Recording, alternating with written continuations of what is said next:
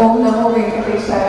Students అందరికీ నేను ఇచ్చే మెసేజ్ ఏంటంటే, ఈ రోజులలో క్యారమ్ మేనేజ్మెంట్ రోజుకి మనము 10 గంటలు గడుపుతున్నాము. కానీ క్యారమ్ పోసిన తల్లితో 10 నిమిషాలు కూడా మాట్లాడి వెళ్ళిపోతున్నాను. ఇది అసలు అజ్ఞానానికి చిహ్నం. ఎందుకంటే ఎందుకు చెప్తున్నానంటే, లైఫ్ లో మనము రాసే అక్షరాలు తప్పైతే వాటిని సరిదిద్దడం సులభమే. కానీ మనం నడిచే మార్గం తప్పైతే వాటిని తిరిగి సరిదిద్దడం అంత సులభం కాదు. కావున వేసే ప్రతి అడుగు జాగ్రత్తగా వేయాలి. అని తల్లిదండ్రులు మన జీవితంలో ఉండే దేవతలు. వారి ప్రేమని మరియు కష్టాలని గౌరవించడం మన కర్తవ్యం. ఎందుకంటే తల్లి అనేది గుండె నిండిన ప్రేమ, తండ్రి అనేది ఆత్మ నిండిన బలం.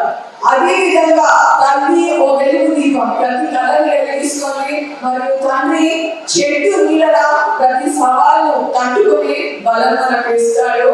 సో అందుకే చెప్తాను, తల్లి ప్రేమ, తండ్రి ఆప్యాయత. ఆకాశం ఎంత విస్తారమైనదో తల్లిదండ్రుల మనసు కూడా అంతే విస్తృతమైనది. కావున మనస వాచ కర్మ మాతృదేవో భవ పితృదేవో భవ పాటించవలసిందే. రాముడంతటి వాడు రాముడిని నచ్చలేదు, కృష్ణుడు అంతటి వాడు కంసుడిని నచ్చలేదు. సో జీవితంలో అందరికీ నచ్చేటట్టు మెచ్చేటట్టు జీవించాలంటే అది కానివ్వాలి.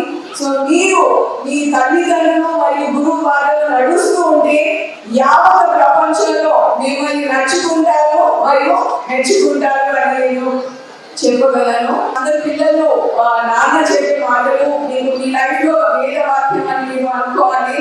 ఎందుకంటే తండ్రి మనసు సముద్రం అంతా లోతు ఉంటే దానికి అర్థం చేసుకోవడానికి పిల్లలకు ఆకాశం అంతా ఉపయోగపడాలి.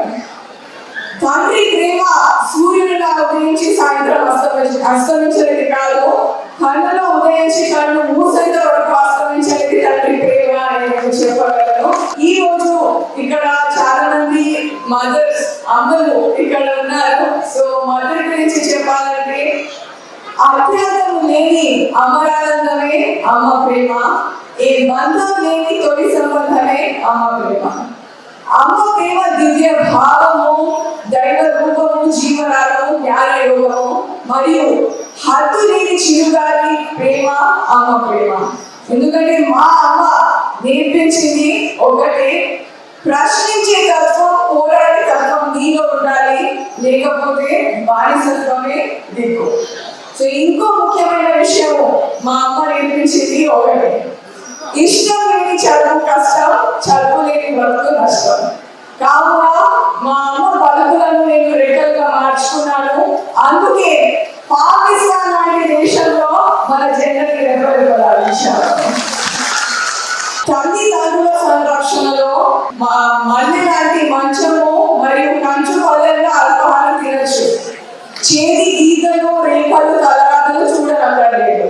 కానీ వాస్తవంగా చెప్పాలంటే జీవితం అనేది ఉప్పొంగే జలపాతం. పుణ్యమే పాపముగా మారవచ్చు, అనుబంధం బలవంతంగా మారవచ్చు. సో ఇటువంటి కఠినమైన సమయాల్లో మన గురువులు ఇచ్చే శిక్ష మనకు వేదాంతంగా మారుతుంది. మీరు మీ గురువు బాటలో నడుస్తూ అదుపులో ఉండి ఆజ్ఞను అనుసరించి ముందుకు వెళ్ళాలి అని నేను స్టూడెంట్స్ అందరితో కోరుకుంటున్నాను. మన లైఫ్ లో మోస్ట్ ఇంపార్టెంట్ పిల్లర్స్, మన లైఫ్ లో సక్సెస్ఫుల్ కావాలంటే అది అమ్మ, నాన్న మరియు గురువు. సో మన గురువులు ఎంత సమస్యలు ఉన్నా మరియు ఎన్ని సమస్యలతో సతమతై ఉన్నా అన్ని గుండె నిండా దాచుకుంటూ ప్రతి ఉదయాన్ని ఓ కొత్త ఆశతో మరియు జయము విజయం కలిగే ప్రేమిత వాక్యంతో మనకి స్ఫూర్తిని అందజేస్తారు. సో అటువంటి ఆచార్యులను, అధ్యాపకులు, విద్యావంతులు, విద్యావేత్తలు మరియు ఈ లిటిల్ ఏంజల్స్ హై స్కూల్ శిక్షకులకు నేను పేరు పేరుగా నమస్కరిస్తున్నాను. ప్రస్తుతం రోజులలో స్పెషల్లీ టీనేజర్స్ లో, అంటే చిన్నపిల్లల్లో టీనేజర్స్ లో ఫోన్ పిచ్చి గజ్జిగా మారి జీవన రహదారి తప్పు దారిపై వేగవంతమైన దశ దిశలో దూసుకెళ్ళి చేతికి చిప్ప, కంటికి రెప్ప లేకుండా అద్దలు దురద, మానసిక వేదన మరియు మానసిక రోగాలకు మూల కారణంగా మారుతుంది. అందుకే స్పెయిన్ లాంటి దేశాలు 4 బాక్స్ల పైన హెల్త్ హజార్డ్ హెచ్చరికలు ఇస్తున్నారు. సో పేరెంట్స్ అందరికీ ఒక రిక్వెస్ట్ ఏంటంటే స్పెషల్లీ పిల్లలకి మీరు 4 వాడకంటే నేను చెప్పడం లేదు, యూ షుడ్ యూజ్ వాడాలి, కానీ మంచి పర్పస్ గురించి దాన్ని యూజ్ చేయాలి, ఏదైనా దానికి నేర్చుకోవాలి, కానీ దానికి ఏదైతే కాకూడదు అని నేను పేరెంట్స్ అందరితో కోరుకుంటున్నాను. విజయానికి వచ్చే అన్ని కష్టాలను అధిగమించడానికి ధైర్యం, సంకల్పం మరియు శ్రమ యొక్క మద్దతు అవసరము. అందుకే చెప్తారు, విజయానికి ఆత్మవిశ్వాసం ఎంత ముఖ్యమైనదో ఆత్మవిశ్వాసానికి సాధన కూడా అతి ముఖ్యమైనది అని మీరు మళ్ళీ చెప్పగలరు. స్టూడెంట్స్ అందరూ కూడా మీ కళ తీసుకొని మీ గురువులను చూడాలి. అప్పుడే మీ శిక్ష దీక్ష 3 పూలు 6 కాలికమాయి ఇది జీవితాంతం కళ ఎత్తుకోనేలా తీర్చిదిద్దబడతారు. మరి మా నాన్న చెప్తూ ఉంటారన్నమాట, ఆడపిల్లలు అంటే మా ఇంట్లో తులసి మొక్క, కడుపులో పుట్టిన మరో అమ్మ. మరి ఆడపిల్ల అంటే కల్మషలేని ప్రేమకు చిరునామా. ఆడపిల్లలు ఉన్న ప్రతి ఇల్లు కూడా దేవతలను నివసించి పోగలని నేను చెప్పగలను. అందుకే చెప్తాను, అమావాస్య చీకటిలో నీకు చందమామని వెతికి పట్టుకోగలమేమో, కానీ ఆడబిడ్డ ప్రేమలో మచ్చని మాత్రం వెతికి పట్టుకోలేము. ఈ రోజు ఇక్కడ మనం చూస్తే మహిళా శక్తి, నారీ శక్తి అందరూ ఇక్కడ ఉన్నారు. తల్లి ప్రేమ మరియు భార్య ఆశ్రయానికి, సోదరి స్ఫూర్తిని గౌరవించడం మన కర్తవ్యం. అందుకే చెప్తారు, మీరు అమ్మని పూజించాలి, భార్యని ప్రేమించాలి, సోదరిని ప్రేమించాలి, కానీ అన్నిటికంటే ముఖ్యం స్త్రీని గౌరవించాలి. మరెన్నో అద్భుతాలు సృష్టించాలి. తలరాతలు మానాలంటే ఇష్టపడి చదవండి, కష్టపడి కాదు. This is the only secret Mantra of my success అని నేను చెప్పగలను. ఎంత భయంకరమైన చీకటైనా చిన్న జ్ఞాన వెలుగు దీవెనతో కాంతులు చూపే లిటిల్ ఏంజల్స్ హై స్కూల్ మరియు సంస్థాపకులను నేను అభినందనలు తెలుపుతున్నాను. చదువు చెప్పడం అనేది ఒక కళ.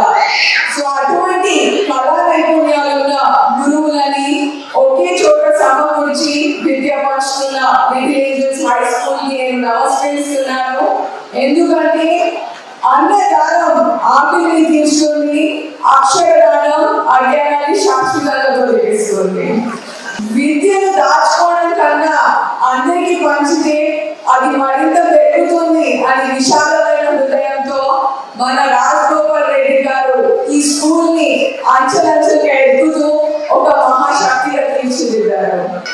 అందుకే మనము ఈ 44 సంవత్సరాలు ఎందరో IAS officers, IPS officers, IFS officers మరియు doctors, engineers, industrialist and any field you name it, ఈ రోజు దేశ విదేశాల్లో మన తెలుగు తేజం సత్తా చాటుతుందంటే దానికి కర్త కర్మ క్రియ మన రాజగోపాల్ రెడ్డి గారు అని నేను చెప్పగలను. అందుకే చెప్తాను, రూపాయల కన్నా రూపం గొప్పది, వేల కన్నా వినయం గొప్పది, లక్షల కన్నా లక్షణం గొప్పది, కోట్ల కన్నా కొన్నది మన రాజగోపాల్ రెడ్డి గారి జీవితం గొప్పది అని నేను చెప్పగలను. ఆ లెగసీని ముందుకు తీసుకెళ్తున్న మరియు ఈ విద్యా సంస్థను 3 పూలు 6 కాయగా చేస్తూ ఒక నూతన సంస్కృతికి శ్రీకారం చుట్టుతున్న శ్రీధర్ గారికి కూడా నేను అభినందనలు తెలుపుతున్నాను. సముద్రంలో ఎన్ని నీళ్ళున్నా ఇంతటి మంచి నీళ్ళకి విలువ ఎక్కువ. అదే విధంగా మన దగ్గర ఎంత సంపాదన ఉన్నా మనలో మంచితనానికి విలువ చాలా చాలా ఎక్కువగా ఉంటుంది. అందుకే చెప్తాను, లక్షలు సంపాదించాలంటే 1,00,000 మార్గాలు ఉన్నాయి, కానీ మంచి లక్షణాలు సంపాదించుకోవాలంటే మంచితనం ఒకటే మార్గం. సో అటువంటి మంచితనంతో స్టూడెంట్స్ అందరినీ ప్రోత్సహిస్తున్న రమాదేవి గారికి కూడా నేను అభినందనలు తెలుపుతున్నాను.